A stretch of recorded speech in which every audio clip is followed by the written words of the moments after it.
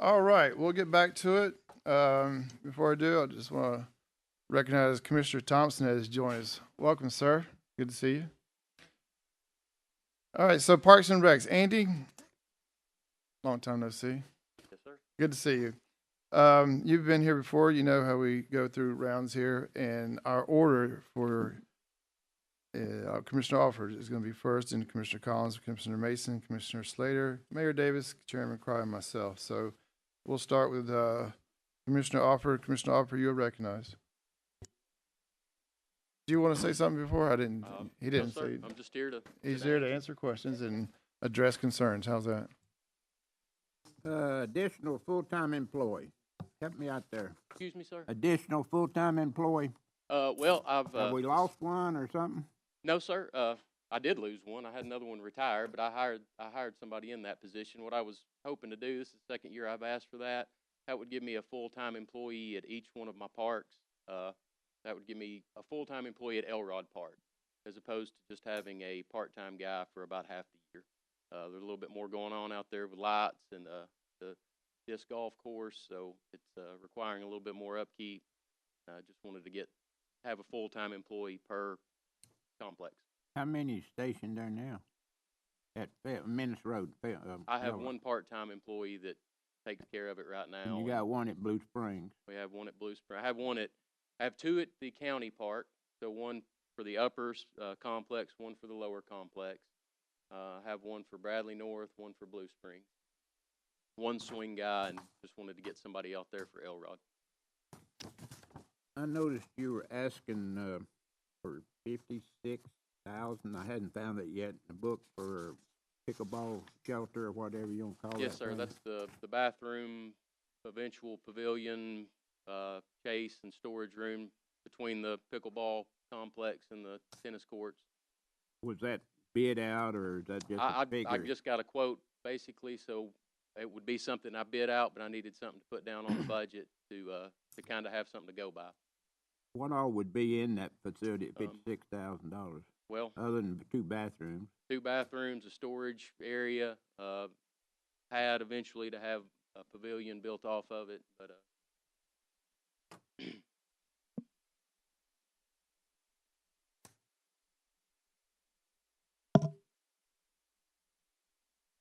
Go ahead, Mr. Chairman, if you want to. I'll come back next time around. Very good. And Commissioner Collins, you're recognized. Thank you, Mr. Chairman. Thank you, Andy, for being here.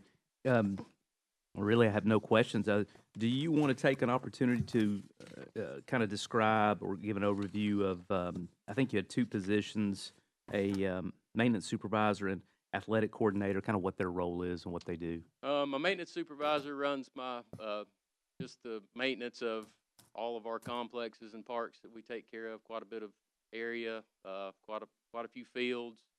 It's grown since we've started doing a little bit more at Elrod. So we have those 4 fields going with the lights. We have the disc golf course out there now. A lot more area to cover there. So my maintenance supervisor, he basically just manages those guys out there and makes sure we have everything ready for nightly games Sure. or weekends, or just make sure that we keep the upkeep of it where it's nice for everyone. And then the athletic coordinator takes care of all my programs. So he's the go-between for me and the 95 spring coaches we have. Sets up the baseball and softball leagues, the basketball league, takes care of all the equipment type stuff. But I was actually having that conversation this morning. We have these guys with titles, but that's just their title. There's quite a bit more that goes into the things that they do. In fact, my athletic coordinator he's kind of my computer guy. My maintenance guy, supervisor, is part of the maintenance crew. He's not just supervising what they're doing. He's hands-on with it. My office manager, she's my accounts payable, my POs, takes care of the office. There's a lot of stuff that goes on. It's kind of hard to put them under an umbrella for a particular job title. Sure. That's all I have. Thank you, Mr. Chairman. Thank you, Commissioner Collins. Commissioner Mason. Hey, Andy. You got any wishes or wants, things that you wish? I'd just like to hear. Well, I'd really like that full-time employee, just to make it a little bit easier on my guys. It would make it easier on my couple of swing guys. The way I've always envisioned it, all the way back to when I worked out there, was I took care of a complex. We had a supervisor and another guy that would come in if there was projects to do to help.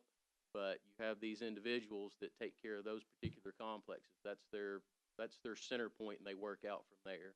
Um, Other than that, wants list is all of my parks are getting older, so just the upkeep and maintenance of those is always a want list. And I know we've talked in the past about turf fields. That's a long-term want list. That would bring a lot of that'd bring a lot into the county, but I understand how that kind of falls in the line of things that we get here. So that would be at the top of it, way down the line. I would love to have something like that. Thank you, Chair. Thank you, Commissioner Mason. Commissioner Slater, you're recognized. Thank you, Mr. Chairman. I don't have any questions for you. And after Commissioner Slater, Mayor Davis. I was just going to emphasize, and you still agree to this, Andy, you have 4 priorities. You could make turf the 5th one, but the additional employees, your number 1 priority, and additional funding for officials and part-time is number 2, right? Yeah. If you get the full-time employee, does extra money for part-time still remain a number 2?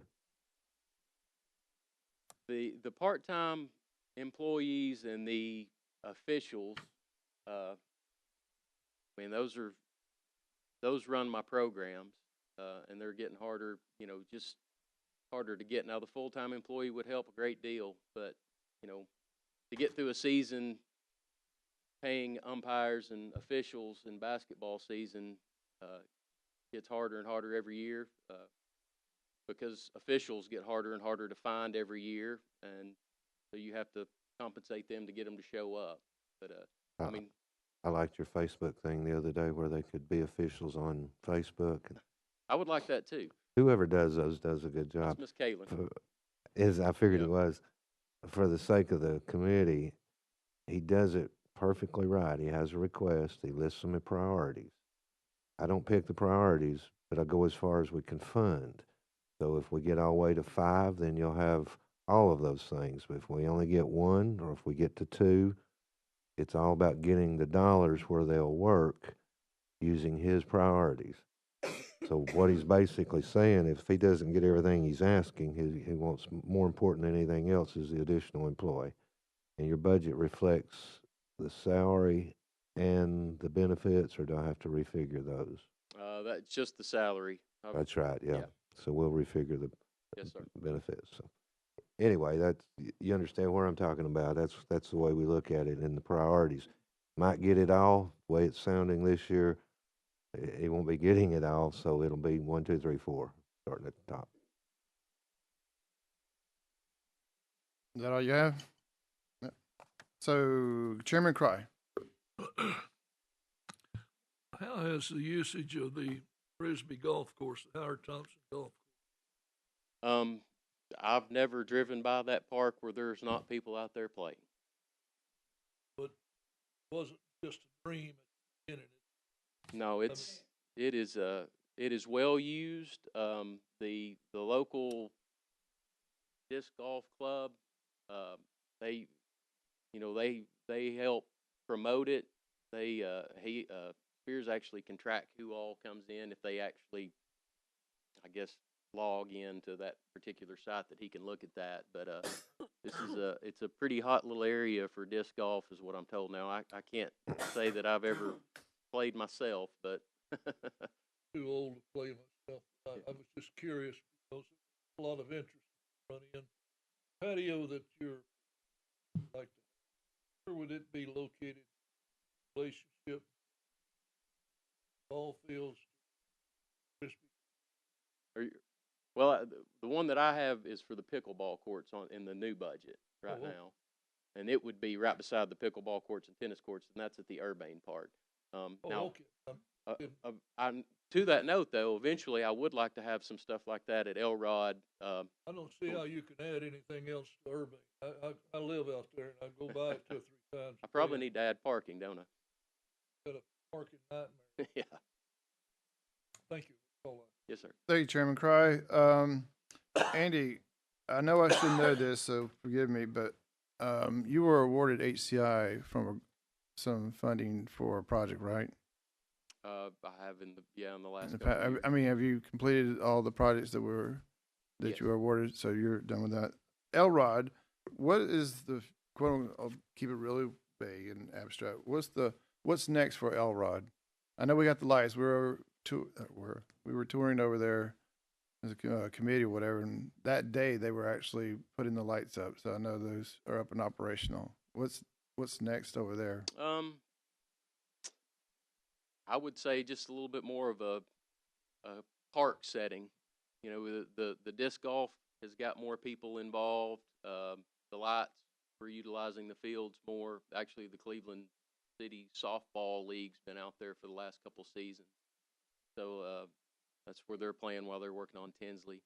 But just to Commissioner Cry's, you know, he was talking about that pavilion. I would like to have some stuff in the field, you know, a pavilion over there, some walking trails, kind of coincide with the disc golf, just a park setting. I don't have a whole lot of, I've got a lot of ballparks. Probably need more park settings. Yeah, I was thinking about that. You have Blue Springs you still utilize. Obviously, Irving Road we just talked about. Elrod here in North Bradley, right?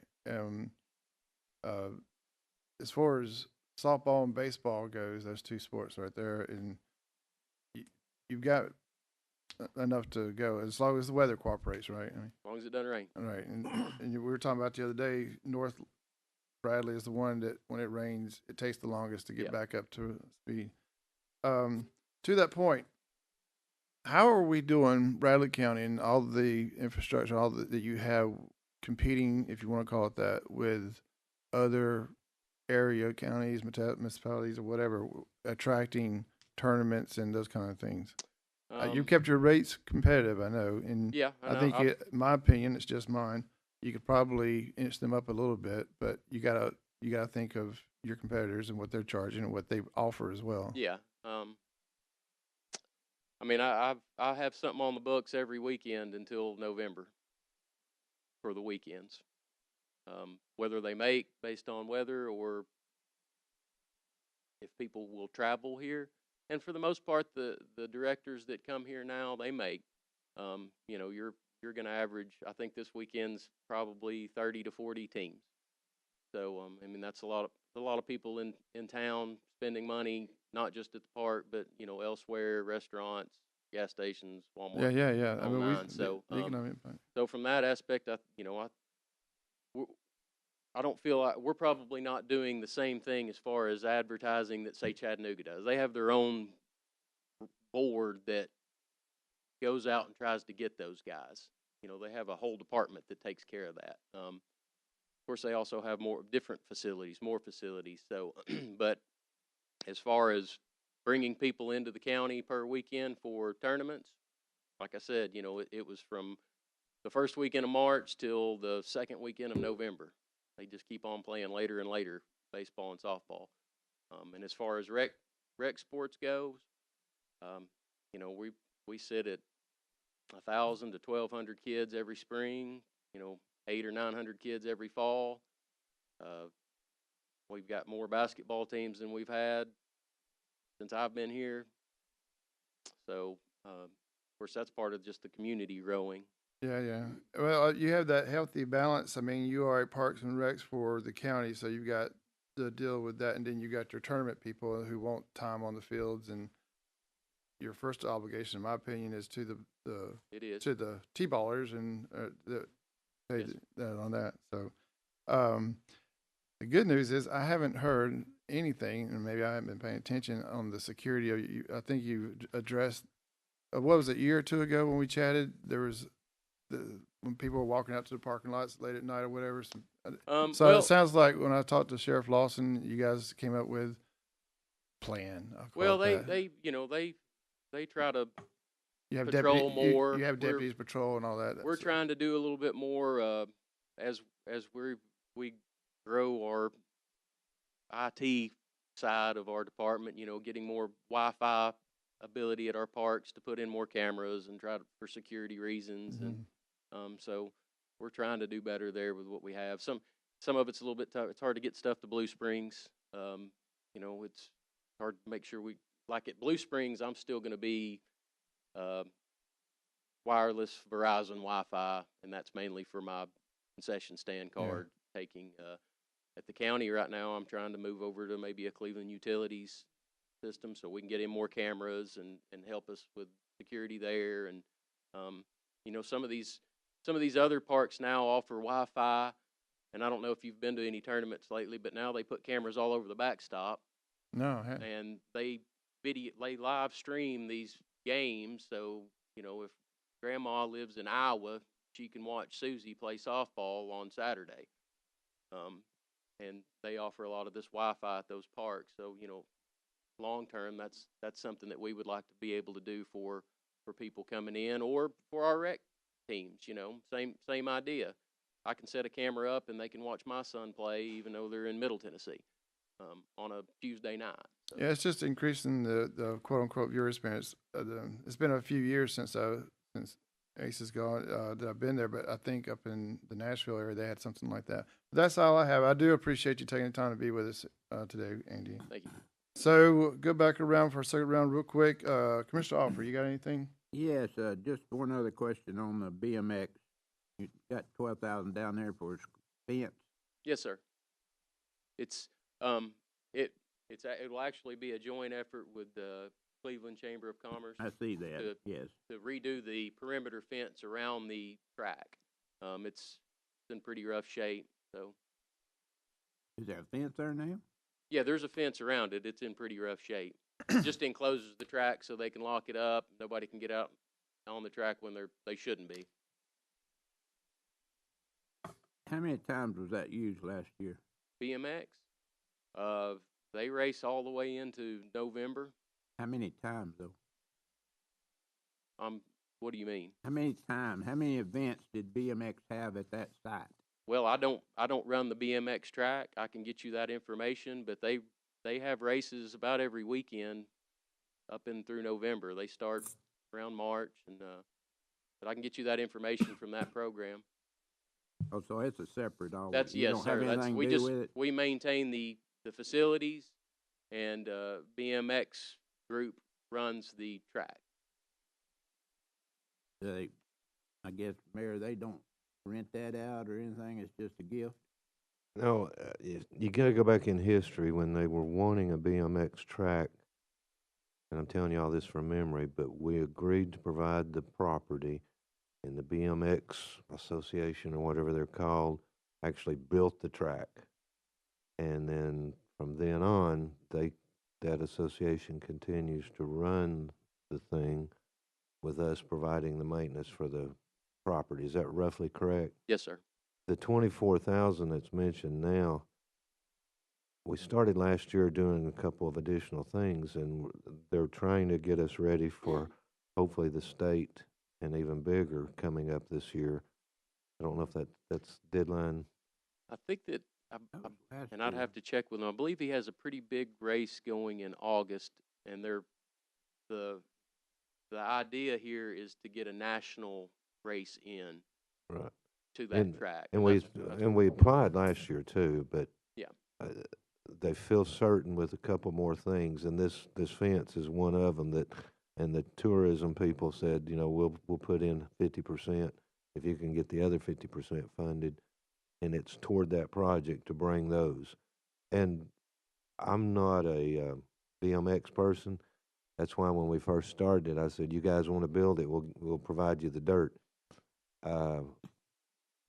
But it is bigger than you would think. And being over there where it's at, you can't even pass by on your way home, Tom, and see how big it is on a given Saturday because it's hidden back there. But it is big, and if we can get and they're wanting to come here. They like the track. The track people, the association made a lot of improvements to the track. put in new starting gates that are professional, I guess you would say. I know very little about this. Just been out there when they've done some of the things. So they've made a lot of improvements on their own, and they feel like that we'll be able to hopefully get the next level, whatever it is, national or whatever, if we can make a few more improvements to it. So anyway, it is, I can assure you, it's a big deal. I've gone, but you got to make a point to go check on it some Saturday and drive back there and see what's going on. And all those people are volunteers that's doing a lot of that. They did a lot of the work on the track. What else did we do last year? Refresh my memory other than the starting gate. We actually helped them with the starting pavilion, so the racers are under a Yeah, that's right. We basically a covered the cover start and up put to the in a starting gate. thing. Yeah. But other than that, we just kind of, they take care of the track. We maintain the areas around it, mowing, take care of, bathrooms, stuff like that. We actually put a roof on. I did get the roof put on the concession stand too. Replace the roof Yep. on the concession. But you did build the pavilion, or Yes, we paid for that. yes, sir. They did. BMX didn't pay No, for sir. that. Yeah, we put the roof over the starting gate is Yeah, what it that's is. what yeah. We didn't. We did not pay for the starting gate, which was I don't Very- know what the price tag on that was, but it was pretty large. It was a lot, yeah. I They think all, the chamber helped them with that. one, Chamber too. and Association did that, and we covered it, and then we got a roof on the concession. That's why we're down to the fence. Most everything's been done that needs to be done. If we can get the fence on a 50-50. Have you ever looked at the possibilities of, I know I've talked, when you have ball games going and everybody's parking every which direction, then you got a BMX maybe going the same time, and they're running right through the middle of your park every year. Have you not looked at a way of getting the BMX without coming through the middle of your park? I've tried to think of ways to do that. I don't know that there's enough access area to come around the backside of softball. Plus, I'm pretty sure there were some major sewage lines that run right back there. We had one break probably 4 or 5 years ago, right there behind softball. I would love to have something like that. I would love to have more, parking available, but it's a tough area. But no, I think about that. I think about that some Tuesday nights if BMX people are going to just practice, and we have baseball and softball games going on. Just the constant back and forth through that area, but I've not come up with a solution for that at this Have you point. investigated that area on the other side of the baseball, north of the baseball fields that runs along the fence? There's an old road that runs along there. Are you talking about between the lower fields and The baseball complex and the church Yeah. Well, building. okay, well, I call that one the softball. That's where we play softball predominantly. That's why I was confused. That's the area I'm talking. I don't know that, I'm not sure I have enough. There might be enough area, but there's also some Cleveland utility stuff that goes through that area too. So, but I it think would that be would something be a to, very good investigation to go into that, because that's, me, would be an ideal situation to be able to yes, sir. get them out of the main park, you might say. I understand. Yes, sir. I know they run their four-wheel, Gators, yeah. Gators through Yeah, there you all can the drive time. back through there, but it would be something to look at. Yes. I think it'd be, okay, Thank you, Mr. Chairman. The only thing I would ask, do you want to talk a little bit about the position that you've requested, like responsibilities, either telescopic or microscopic? What are you looking for from this person? And is the salary correct? Yeah. Okay. Yeah. He would basically, or they would basically be the same as my maintenance guy that takes care of the baseball complex. I envision you work from the middle out. When we're in season, your main focus is making sure the fields are as playable as possible. Keep that area maintained as much as possible. Now with Elrod, there's quite a bit of area that has to be maintained now in the back. So be maintaining a lot of that.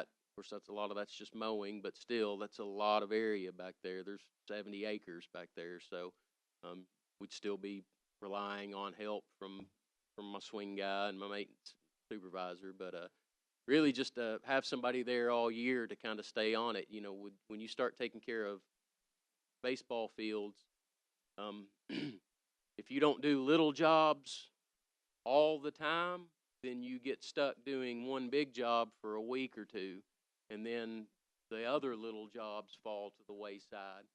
So it's just the ability to kind of have somebody out there to have a little bit better of a schedule, to keep everything maintained a little bit easier, um, and just also just to have someone out there all the time. Is this salary in line with the other two? It's about where I've started Okay. my last couple of employees. When I've had guys that have retired or left, I'll usually start them about that amount and gradually try to build them up as much as I can. Thank you, Andy. Yes, Thank sir. you, Mr. Chairman. Thank you, Commissioner Collins. Commissioner Mason. I don't have any questions. Just tell Andy you're awesome for what you do. This commission appreciates you because Lord knows you touch a lot of lives and a lot of mamas and daddies and mamas and papas and aunts and uncles that get upset about stuff and we never really hear anything. So kudos to you for that and appreciate the good job you do always. Thank you, sir. Thank you, sir. Thank you, Commissioner Mason. Commissioner Slater. Thank you, Mr. Slater. Mayor Davis back. He's good. Chairman Cry. I'm good. And I am as well. Thank you, Andy. I appreciate it very much, taking the time to be with us. And you were here when I told the timeline, but you've been through the budget cycle before. So thank you very much. That finishes that there. Next, we'll have Troy, EMA. We'll take about 2 or 3 minute break here, get the paperwork here, and then we'll start with Troy.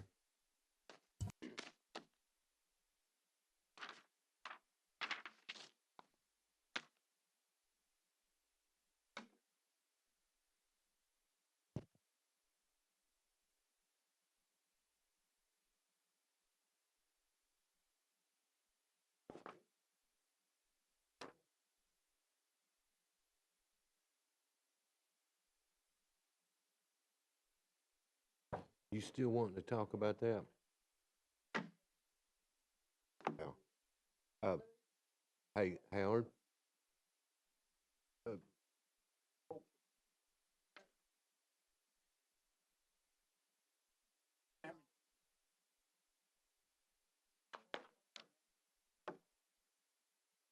Don't need to if you don't want.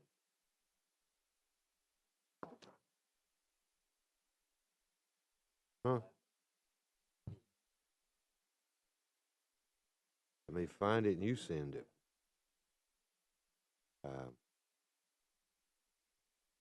What's his first name?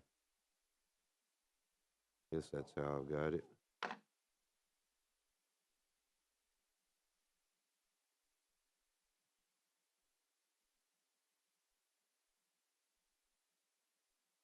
Haha.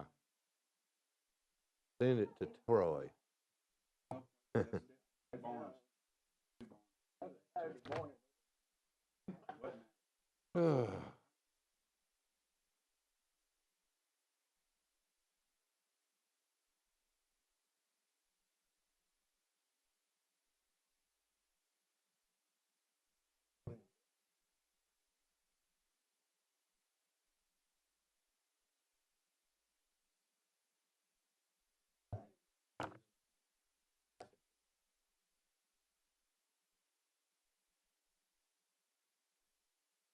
Write it off as a mistake.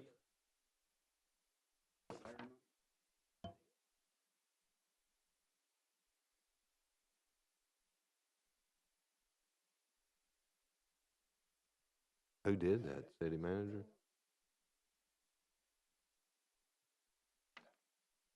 Oh, he served it.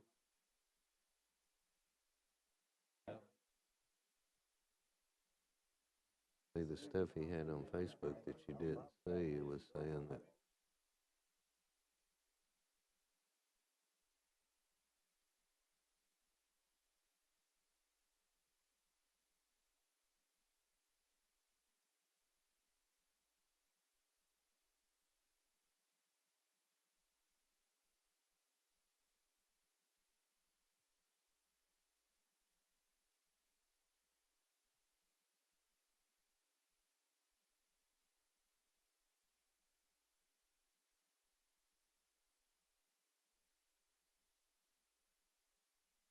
I'm good. How about you, Tim? Still keeping Cindy straight up there. I'm trying to keep Howard under wraps down here. Brother. Hey.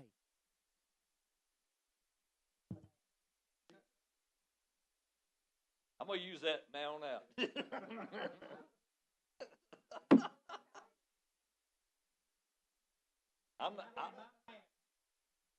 I sat beside him. I wasn't scared one little bit.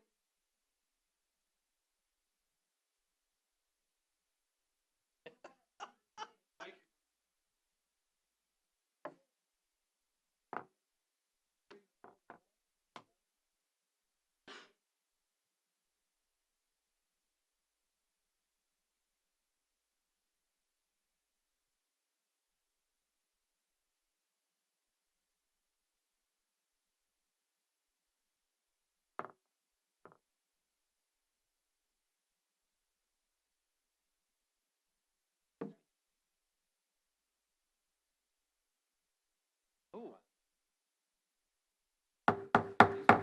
All right, we'll come back together.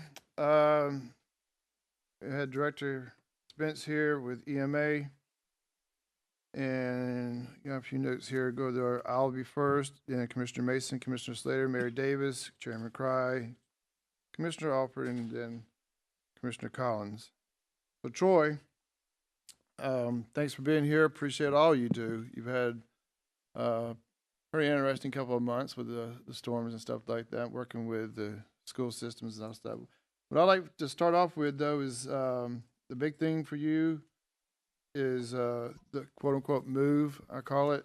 Where are you at with all your grants that you're using to make this move possible? And if you could, talk about that and your timeline is where we're at here in April 25 and when you're going to be there and all that kind of stuff. Would you like me to start back to why we're doing all this to begin with? Because I think a lot of these commissioners heard that. Like in December of 23, we came, Sherry Maxfield, the 911 director, and myself came. And we were talking about actually building a brand new building, and we were going to do that up off Peerless.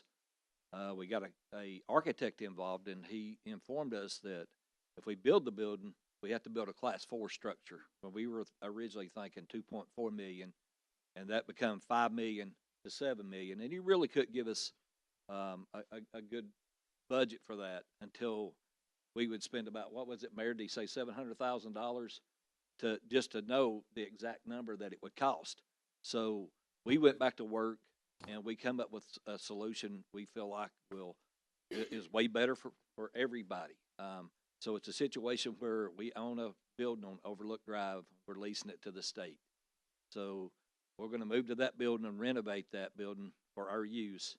And I'm not coming and asking for a lot of money to do that. So we got the $100,000 off the 2020 tornado, and we're going to use that money out of this budget to go ahead and paint, do all the things to the outside of the building out of this budget year. And then we also have applied for another grant.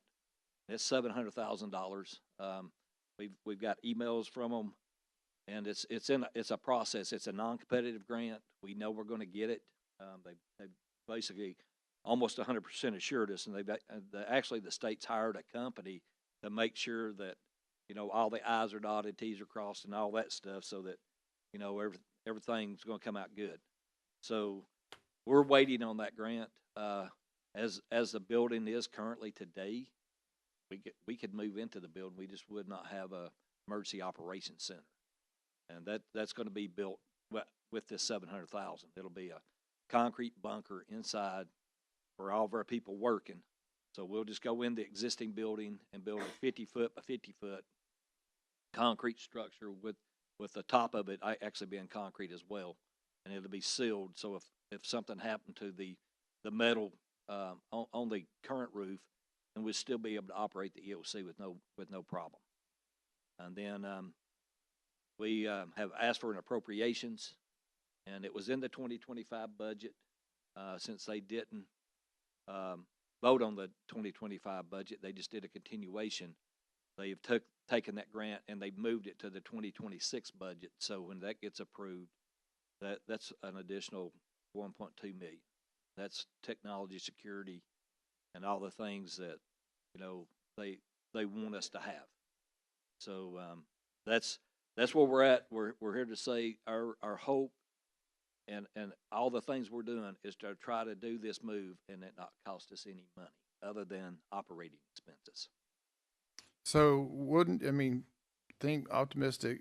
When's the earliest you could be there fully functional, fully operational So the state's lease goes until September 30th of this year? of this year. Yes. All right, September 3rd, 2025. Yes. And we're not re-upping that lease, obviously.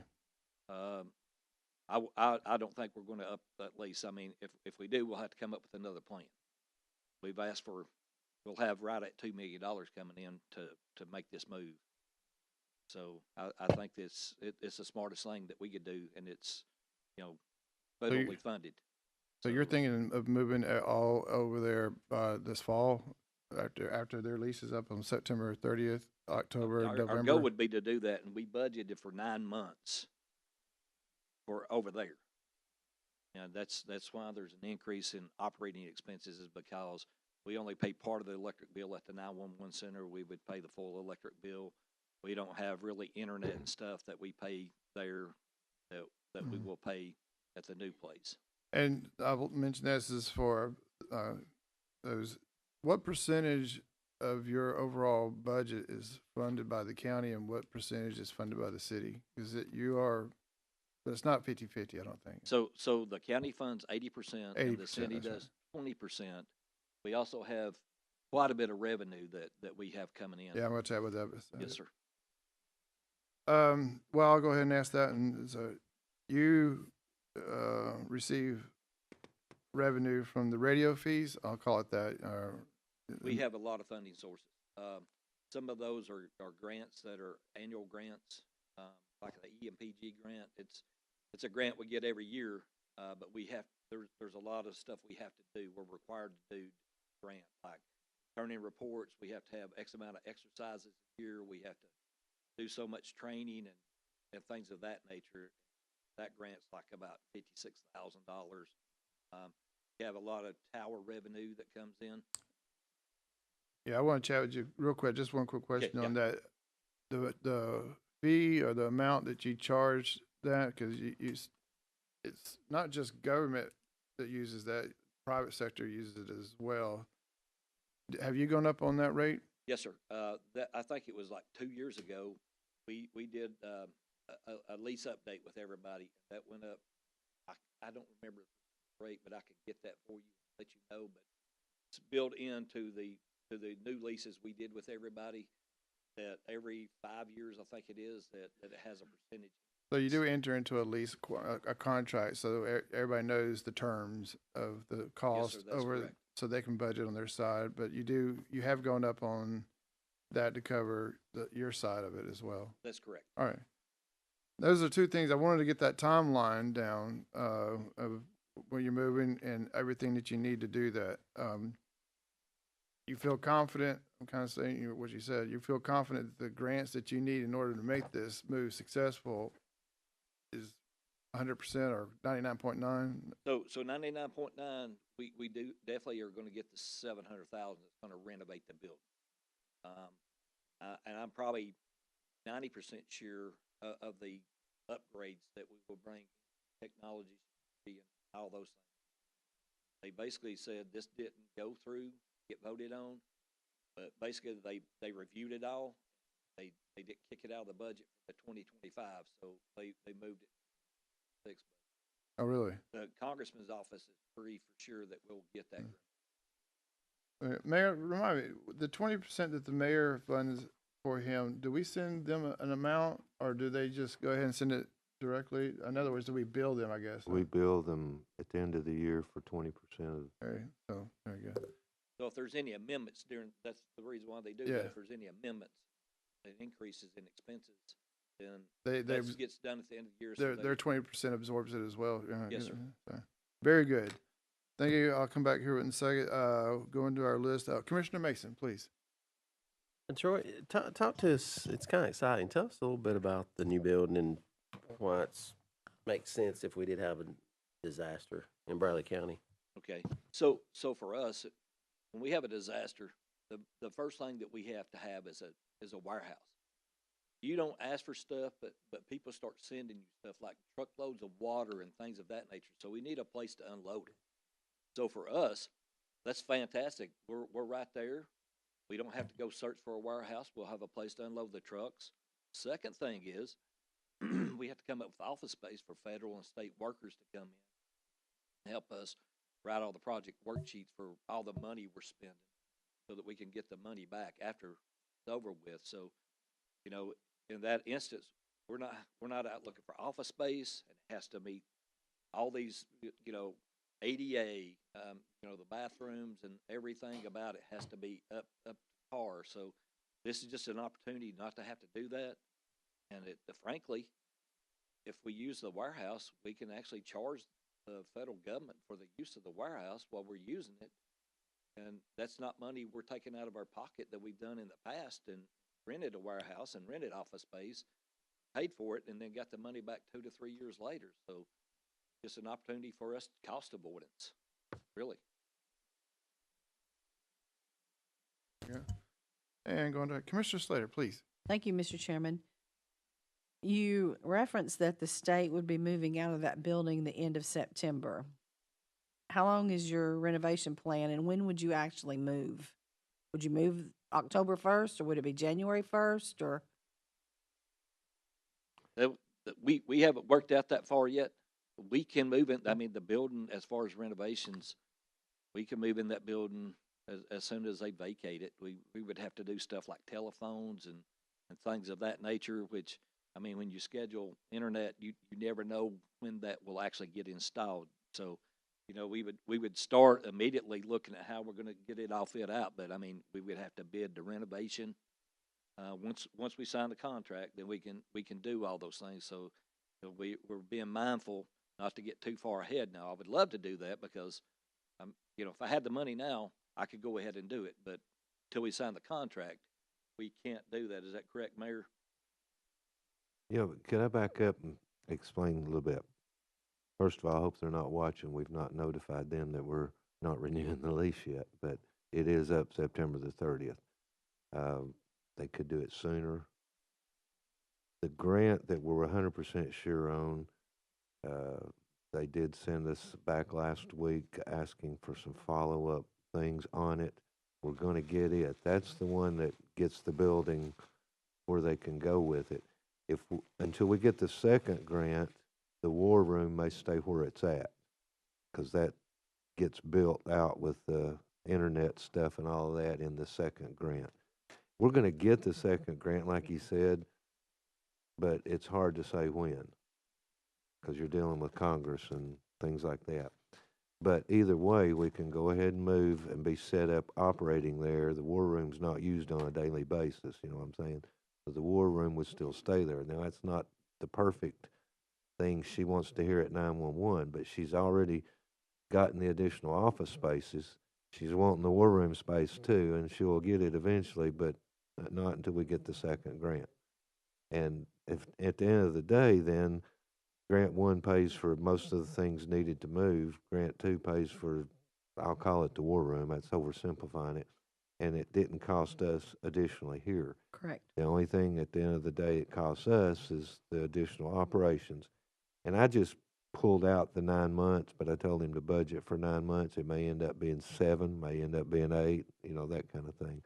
It'll be whatever it is, because you're talking about things like utilities. And at that point, then we've got to share those numbers with the city, of course, because they have to be in agreement. But they're going to be such small numbers, they'll be in for 20% and us 80%. So the budget won't increase that much because we're only doing 80% of it, if that makes any sense at all. That's the best. I keep putting Troy off because I want to get the contract. I still don't have the first grant contract signed, but they did send us the list of things that we need to do to get to that point, and Development District's working on that grant for us. So that's in the works. Probably will happen by the end of April-ish. I feel much, much better once it's signed, but anyway. And that's part of that East Cleveland grant, that there's money going for housing, and we were able to justify this because of its location. So that's money that will, it may end up being a reimbursable grant. I don't know if they'll send it to us or it'll be reimbursable. If it's reimbursable, we will have to do amendments to put it in the budget to spend from, and then the revenue comes in. We're not addressing that until we know which way they're gonna do it. That kinda answer what you're asking about. Yes, thank you, Mayor. The TRC, they have a lot of stuff to move. They may wanna hold out to the very last minute to give themselves time to move all of that stuff. They're not using it on a daily basis. They're probably only gonna go lease some office space somewhere, is the way they talk to me. And I'm talking about the Nashville people, not anyone local, because that has got us in. But anyway, they do have a lot of stuff to move. So we don't know when for sure they'll be out and we'll take over, but our goal is roughly October 1st.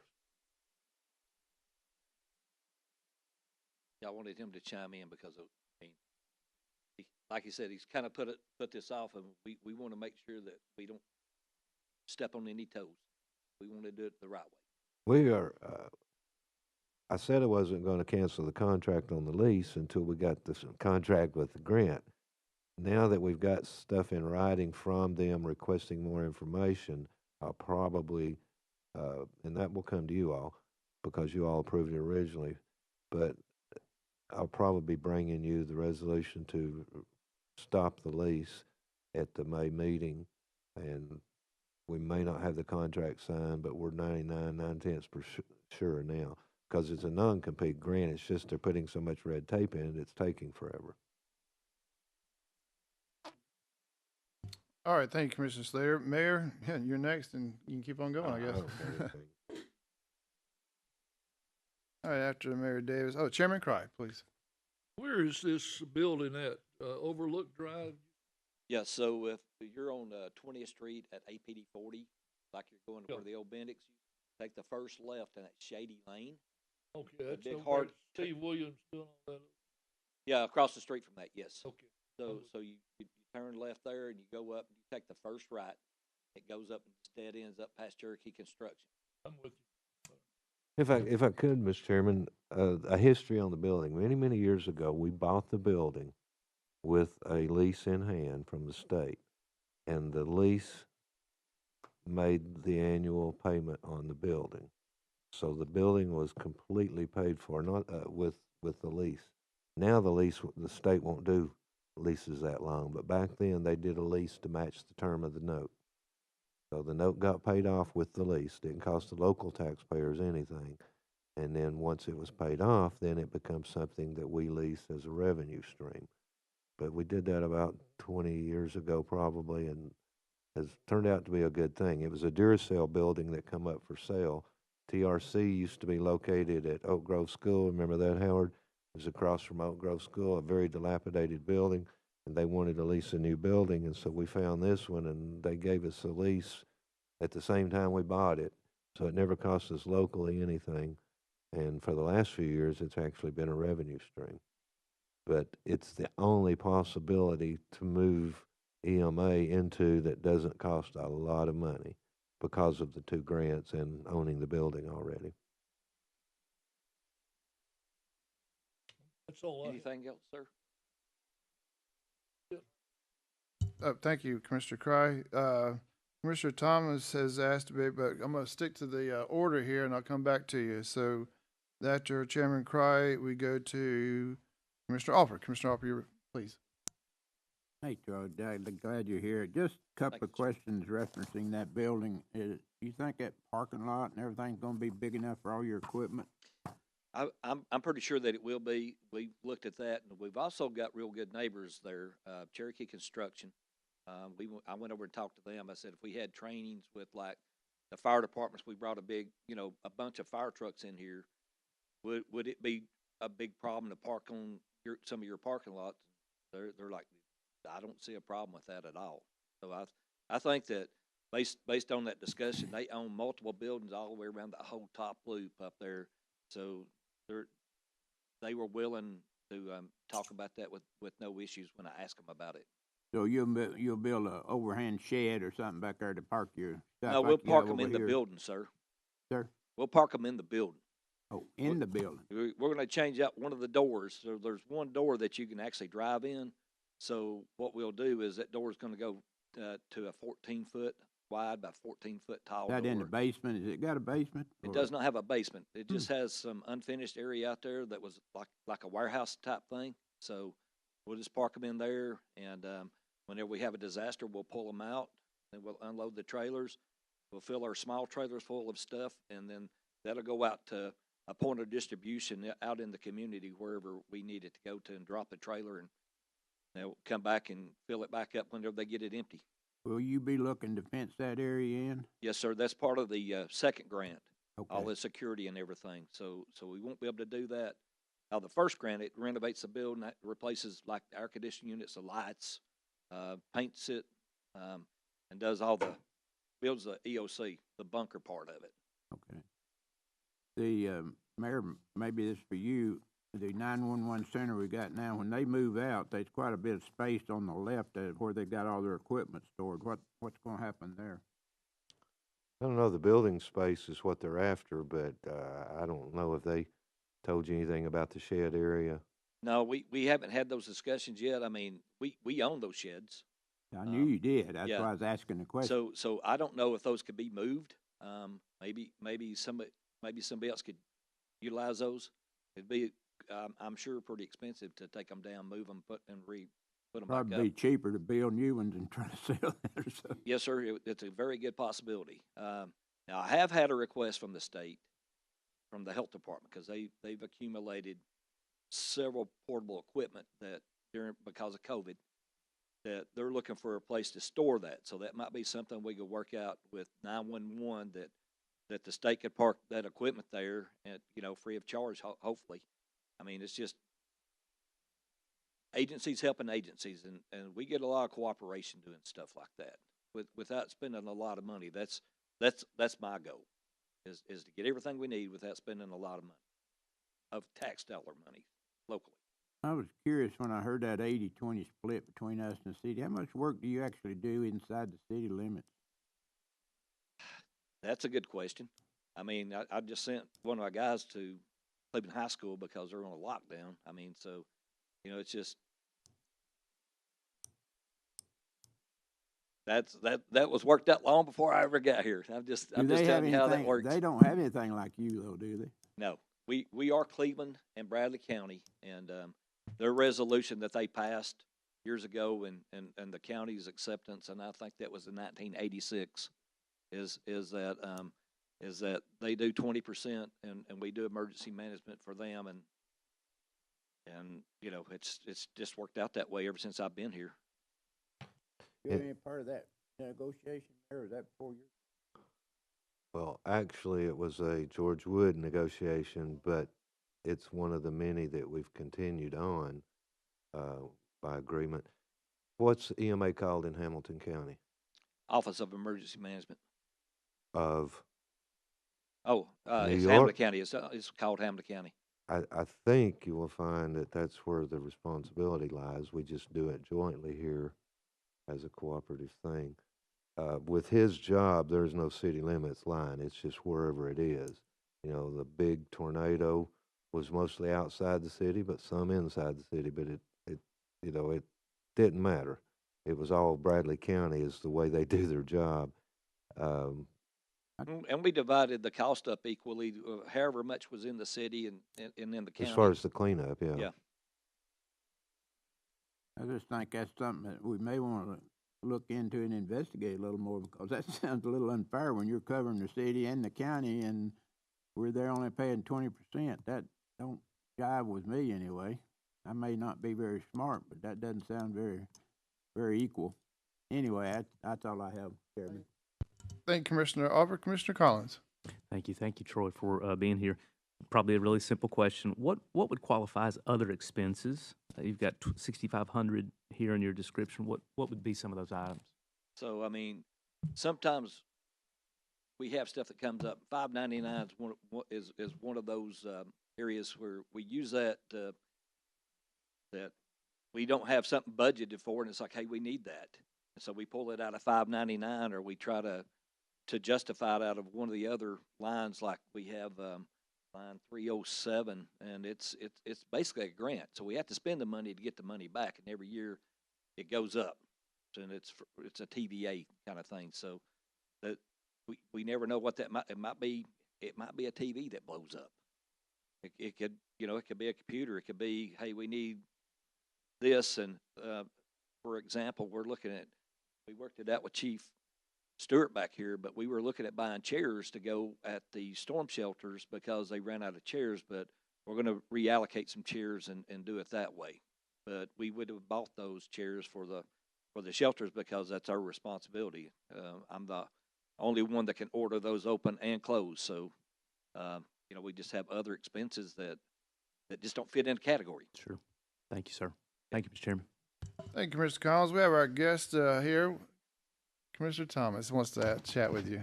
Commissioner Thomas. I've been in that building many times. In fact, I was on the board up there, and it's a nice building. Big building, a nice building. Question I want to ask you, though, can you use the tower up there? We are going to probably put a small tower up there for our auxiliary communications. Most of our primary communications, it's so good that we can just take a portable radio and it works. But now, if we had a failure, we would need our ham operators and stuff like that to come in and reestablish contact with Nashville. So we would probably put a small tower up there. Can you use the one that's up there now, or will that? Is there a tower up there now? Are you speaking of Johnson Boulevard? No, I'm talking about the one Overlook Drive. No, there's not a tower there now. There's not a tower there now? Sir. Okay. All right, that's what I was wondering. There were. Okay. Yeah. Okay, that's all I want to know. Thank you, Mr. Thompson. So back to myself. Just talked a little bit about it, and I don't want to belabor the point. When you move out of 911, that's going to open up some space, and you just talked about, what hopefully might happen with the outside of. But as far as the offices, do you know well, this is probably a question for 911, but what are they going to do with I guess you have offices over there. I haven't been over there. Yeah, in a while. we have four offices. They're increasing their staff or something. Yeah, and also the emergency operations center. I mean, they're kind of landlocked to 8 consoles currently inside the dispatch room. So when we vacate that would allow them to expand dispatch into that area, and they would also have room for training and offices for different things that she has mentioned.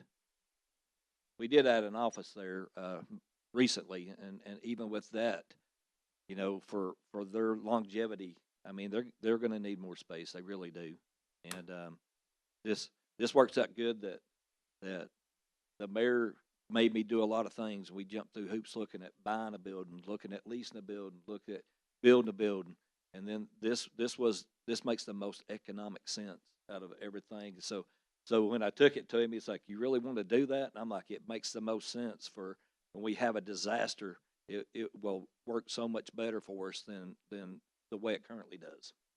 Very good. That's all I have, and I want to thank you for being here. You've gone through the budget cycle, about our timeline. So, Commissioner Mason. I don't have any more questions. Just thank you for all you do and your crew. Doesn't go unnoticed from this commission, for the county, all you do. We Right back appreciate at you, buddy. I mean, we do a lot of things together. Yeah, we appreciate you. Thank you, Mr. Mason. Commissioner Slater. Thank you, sir. Can you speak a little bit about the additional headcount you're requesting? Okay, so I've asked this for about 3 years, and what it would be as a person to write grants. So even when you write a grant, there's all kinds of things you have to do to follow up with that, like the payment, the way you get the payments, and the way you do everything else. So I've asked for this for 3 years, and when we have a disaster, it's like writing a grant. From the beginning to the end, never stop writing and submitting endless amounts of paperwork over and over, because for whatever reason, put it in their portal, it just disappears, just nonstop. So I can't express how frustrating that is. That it just ties a person up, and and once you think you're done, you got to pull it all back out and you got to resubmit it again. This person would be able to help do that, and they could write the grants and manage them, make sure that whenever we're audited, of course, we've never had a finding in any shape, form, or fashion on all the grants that we've had. But they could just handle all that. It's a big chore. And, I will say my top priority right now is actually moving out of this year's budget. But having another person that has that ability while we're taking care of the day-to-day stuff, just sit in the corner and write grants, for our department and other departments. I mean, our responsibility is to try to help enhance any emergency service that's out there, part of our thing. And a person sitting writing grants could definitely help with that. So we look what we're doing right now with grants. If we had somebody that was doing this full time, I mean, I really think that the county could benefit in a lot of different ways. Okay, thank you. Thank you, Mr. Slater. Mayor Davis? I don't have anything other than to add, also to refresh your memory. 911 was going down the road of building a new facility and leaving their old one for EMA. That's right. And that was going to cost multi-million dollars, and we were 50-50 on it. It was going to cost a lot. So we got off of that track onto this road, and I think it's a much better one. I remember that now, yeah. Chairman Cry, please. I'm fine, thank you. Thank you, Chairman Cry. And back to Commissioner Alford. Just reiterate what you were just talking about, Troy, and I've mentioned it a whole bunch of times. I think it'd be very beneficial if we had a grant writer. Yes, sir. I mean, will fully and support really, you I there. mean, It would be very good if we had one that would do all departments. correct. kinda. And, I think and, you could and, keep a and we good look grant at that writer. way. You Yeah, keep a absolutely. good grant writer full-time, all the time, and they would probably pay for themselves 20 times over before the year is over. Yeah, I mean, we would look at this as a base salary, but if this position gets there, I would come back and ask that as they're writing grants, the grants will actually help pay these people that are writing that. I mean, if this person made more money than me, it's because they're doing good for the county. And I mean, seriously, and you're right. I mean, that's what we need. I mean, a lot of municipalities do that, and they're like, how are you able to do this? Well, it's because of grants. Thank you, sir. Yeah, Commissioner Cos, I'm going to interrupt just 1 second on the grant thing, because the sheriff now has a grant writer, Camille, I believe, over there, and we've chatted with the sheriff's department a couple of times, and they've had some grants, and we've learned a few lessons about they get some grants in here, and then you have what I call the oh, by the way kind of stuff. Yes, sir. And they have to ask for some more increase in their budget because of the oh, by the ways.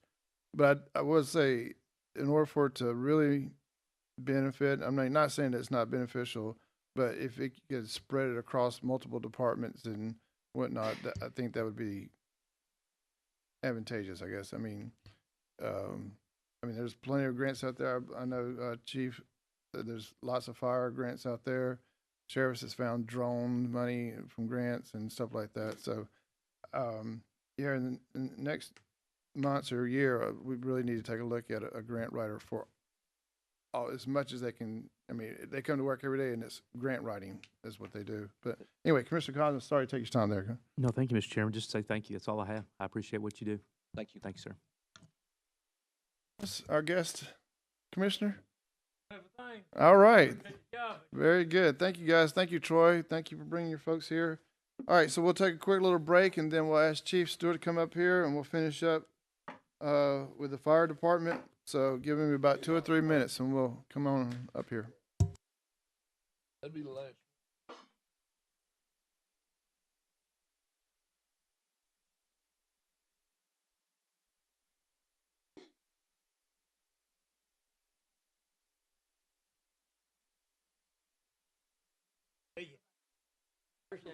Take care.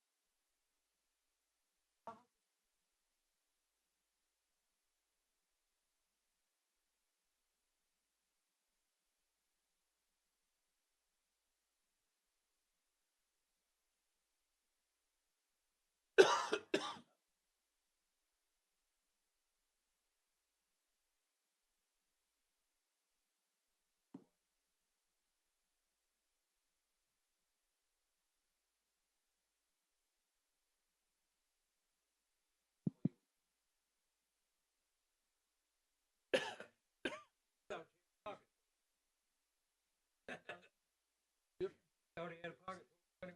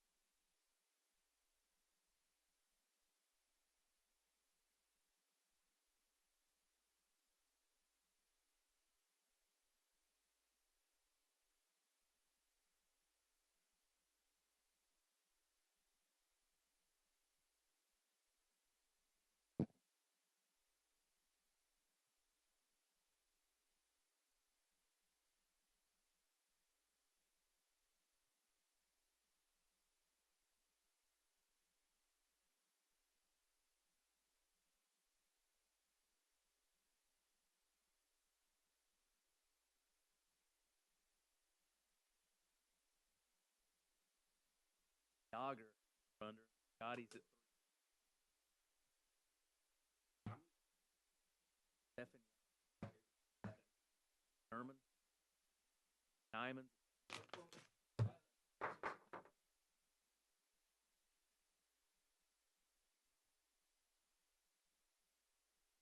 Hey,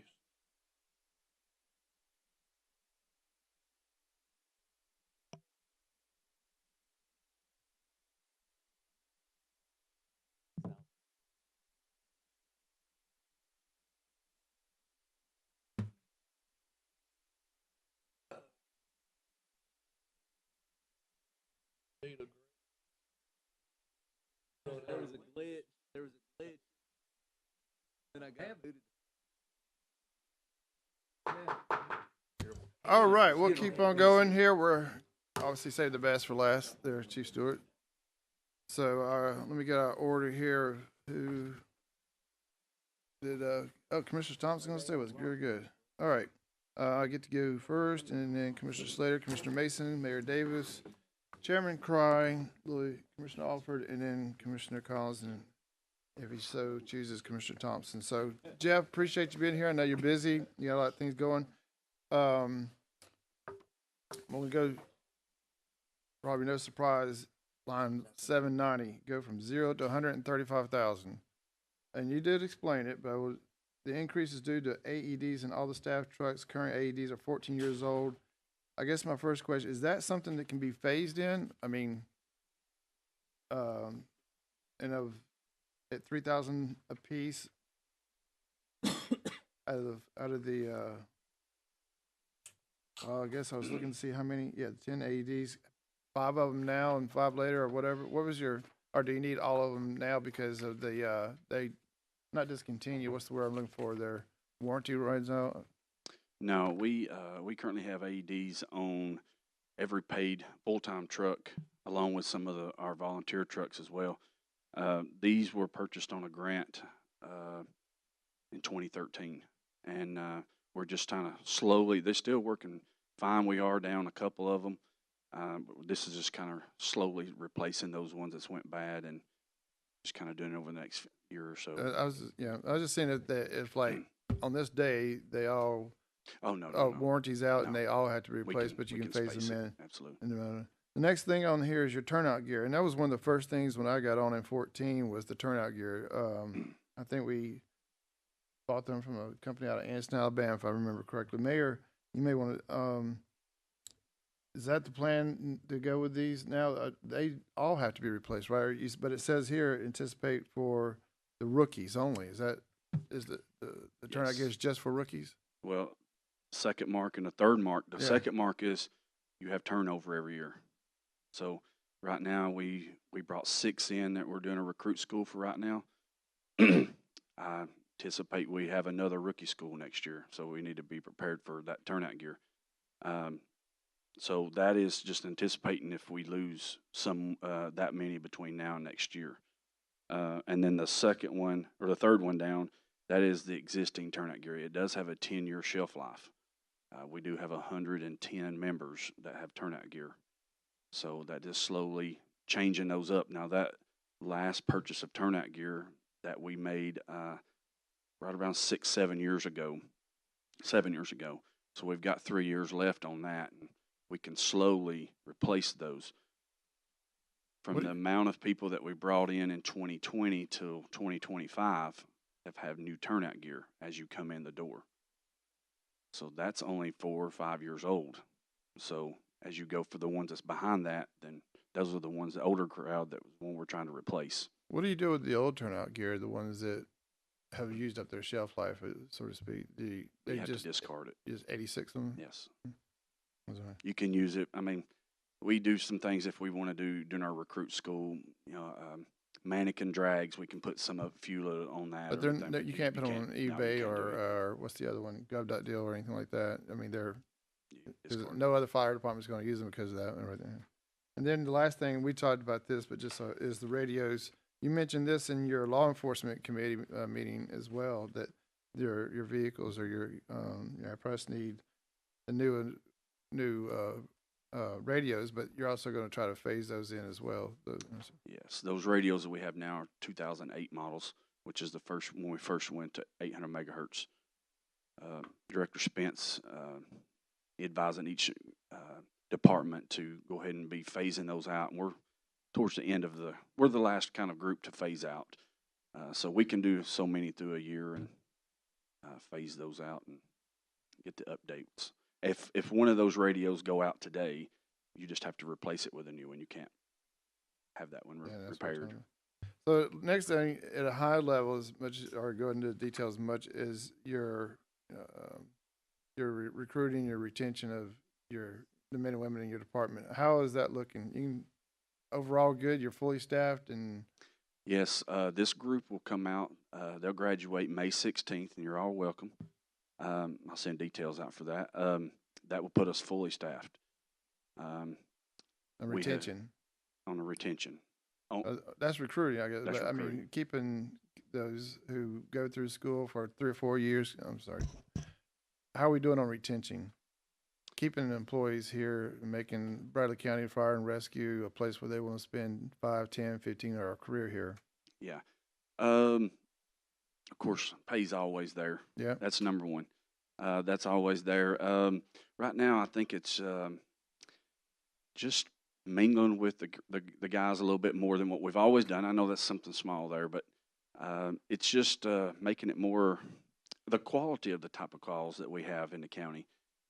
We have a lot of fires, and that's some of the things that the guy that are leaning on. But we'll be straight with bad management. It's going to be one of their main reasons too. They're leaving, and we try to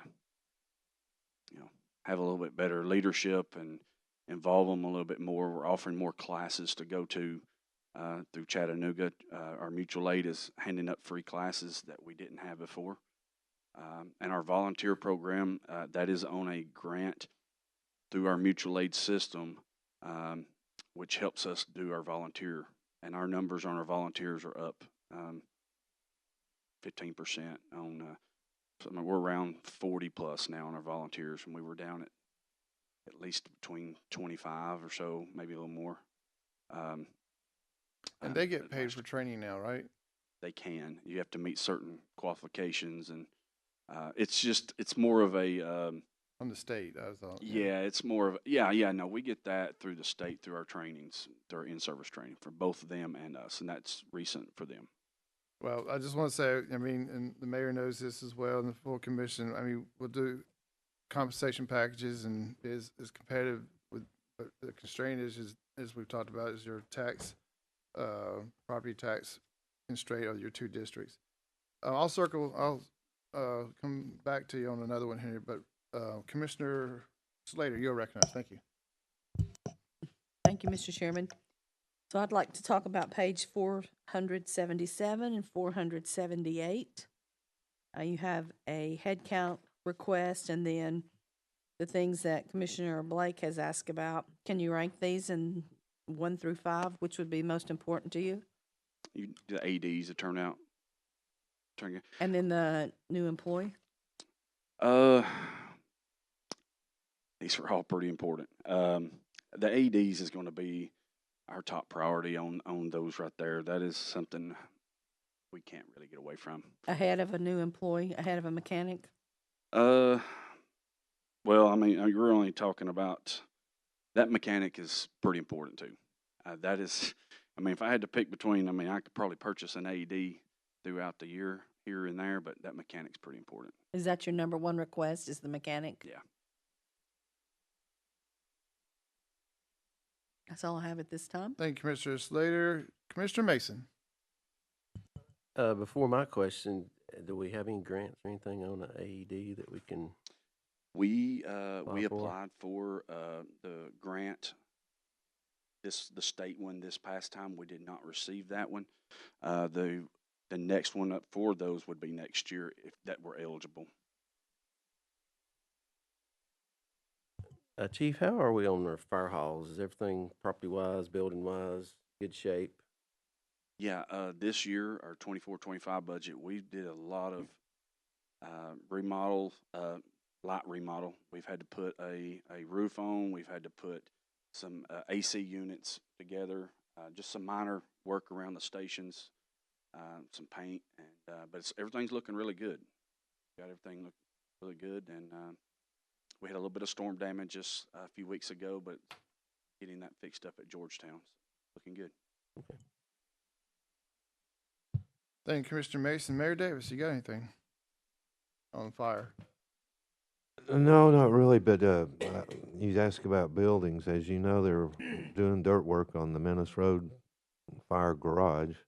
They're not doing any this week because of rain, I guess, but they've started on the dirt work, and I've met with them on looking at the architectural drawings of the interior, and we've got all those issues resolved. So it's slowly moving, still shooting for late summer on that building. I want to mention one thing on the employee that you asked about, Cindy. If that happens, it will be funded from within, as opposed to it will be money that we take from that we pay out and do it in the form of an employee. So it'll be moved from one line to the other if it makes it. Thank you, Mayor. Chairman Cry. On the new employee, what was the salary? How much was that, 150? It'll come down to, it'll come to that. That's with benefits and everything.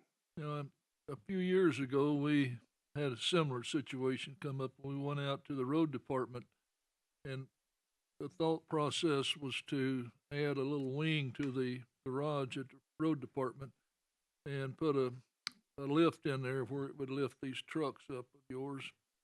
But it fell by the wayside, so I don't know, maybe the salary, they charge over $200 an hour now at a dealership, some ridiculous number like that. So, but it's been my experience, one mechanic is not going to do it.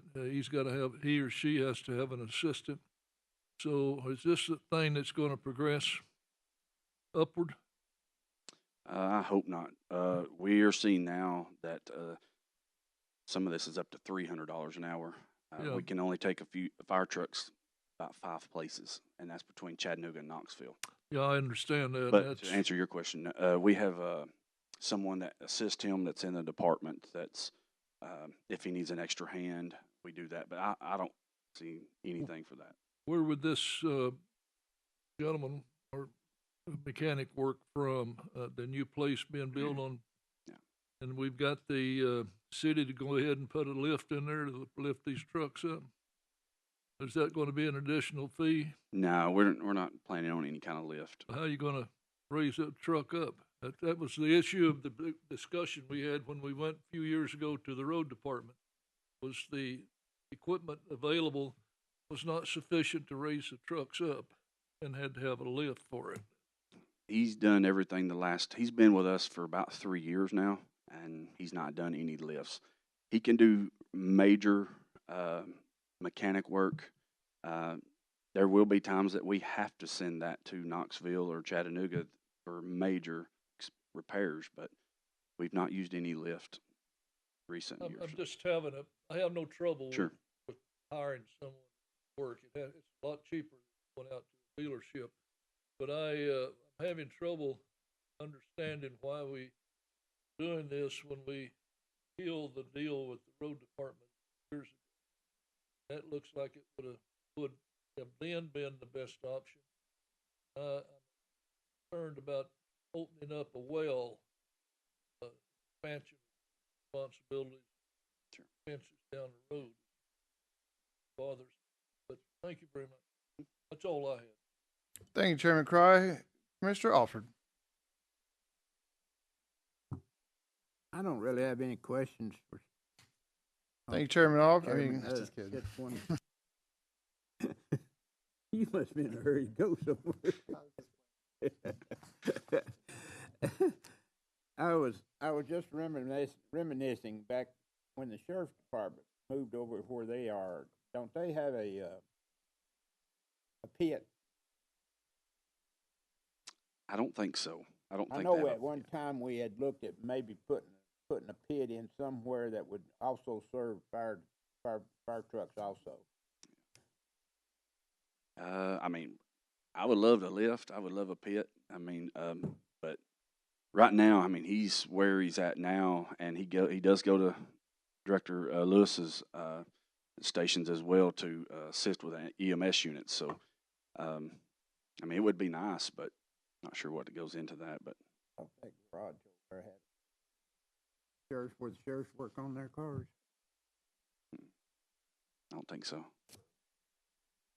I know we had discussed it at one time, and I don't remember if there was a cost problem. Probably is, but that would really solve your problem in more ways than one. You wouldn't have to worry about a lift. Sure. Had somewhere you could put a pit, or had a pit available. Yeah. Other than that, I don't have anything.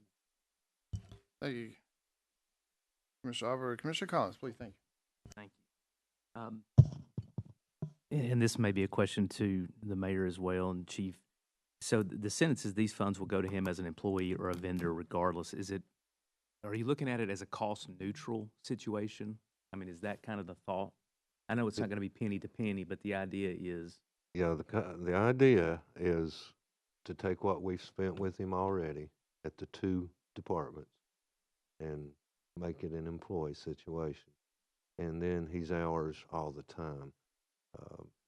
Right now, he's not ours all the time, but we've spent that much money with him. So if we can spend the same amount of money and him be ours all the time, was that fairly correct, guys?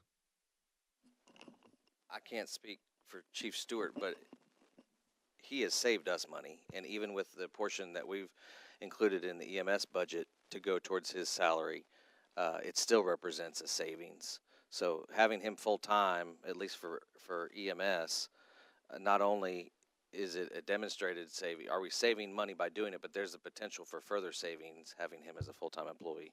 And I would imagine that the cost to pay for an individual like this it's not going down. I mean, especially since 2020, the expense that has to be continuing to rise, and I imagine it would continue to do so in the years to come. No, that's all I have. Thank you, sir. Our guest Commissioner Thomas. Hey, you're talking about lifts. Gary's looking at me, I know. But I requested a pit be put in out there at the new station anyway. If you got a pit, why, those boys can change that oil and do things underneath that truck that they don't have to have a lift. And a pit's a lot easier to put in and a lot less expensive it is to put a lift in, I'll guarantee you that. So it could still be done. You just have to request it, Mayor. If I could interject, a pit would be fantastic, but a pit is not going to do the job. The lift is what would be necessary. There are certain jobs that he can't do for us, the same as Chief Stewart has said, and we've got to send it out. So you talk about a potential savings. Although expensive, a lift would be expensive, but would save us from sending it out to the vendors who are charging primo pricing. The lift is necessary. It's not a one or the other, right?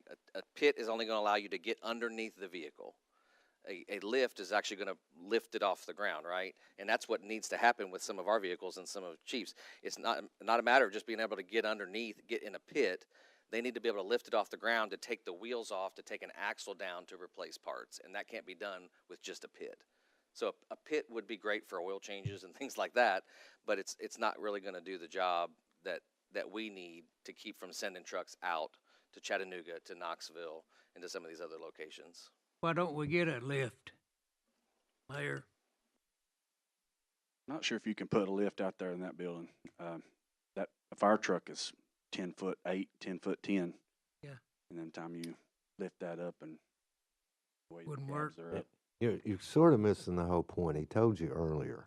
All right. Those are not daily occurrences, the lift requirement. And there's still money left in the line for when those come up, as opposed to spending the money to put it there for those rare events. I don't know about ambulance, but fire doesn't need a lift that often. And usually if they're needing the lift, it's for something that needs to go to one of those places like Pierce or wherever anyway. So it just didn't. Now, at the time, I was only asked to look at a pit, and the pit became cost prohibitive because of workman's comp and a lot of reasons. What's that other term for things that make you do all? It was taking a bay away by putting rails around a hole in the ground. OSHA requirements just did away with the pit idea. Now you're on a new idea of a lift, but they need the space for the garage, and the times that they need that fire truck to go somewhere to do something else that maybe it needs a lift. I don't think they're going to justify taking away a bay in that garage. You see what I'm saying? Because it will be it's a storage garage. Now, granted, he'd do oil changes and stuff there, but he can do those without the lift.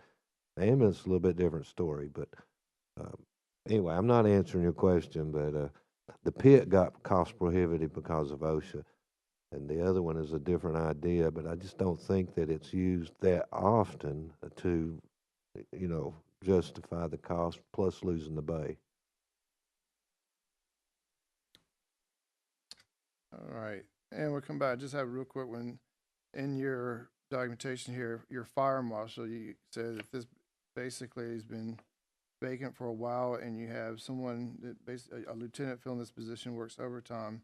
So I'm gonna make a big old safe assumption that the overtime for this lieutenant that does the fire marshal work doesn't exceed or even come close to that 52,000. So I mean, but I was just wondering. I don't know your world like I would like to know, but you said there was a lot of fires in Bradley County.